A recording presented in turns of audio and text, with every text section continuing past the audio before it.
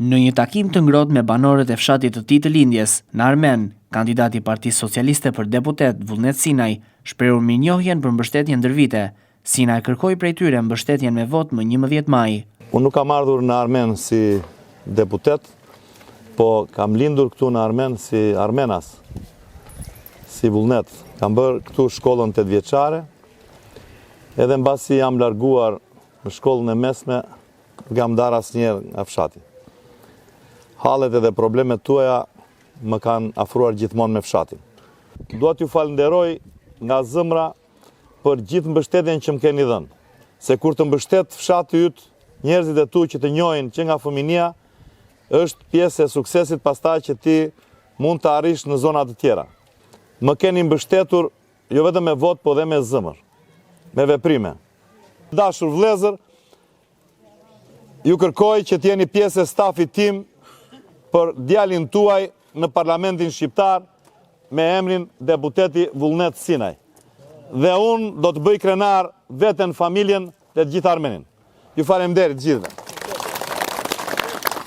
Deputeti i Qarkut të Vlorës Vullnet Sinaj zhvilloi një takim edhe me banorët e Radhimës, ku në fokus ishin problematika si legalizimet, infrastruktura, furnizimi me ujë dhe energji. Sinaj solli në vëmendje edhe përvojën e tij në sektorin privat, ku ka mbi 2500 të punësuar dhe të siguruar. Jam i vetmi deputet i Qarkut të Vlorës që kandidoj prapë për mandatin e tretë. Kjo ka ardhur si rezultati i kërkesës banorëve të zonës time që më njohin mua si deputet, i drejtuesit politik të Qarkut, edhe me miratimin e kryeministrit.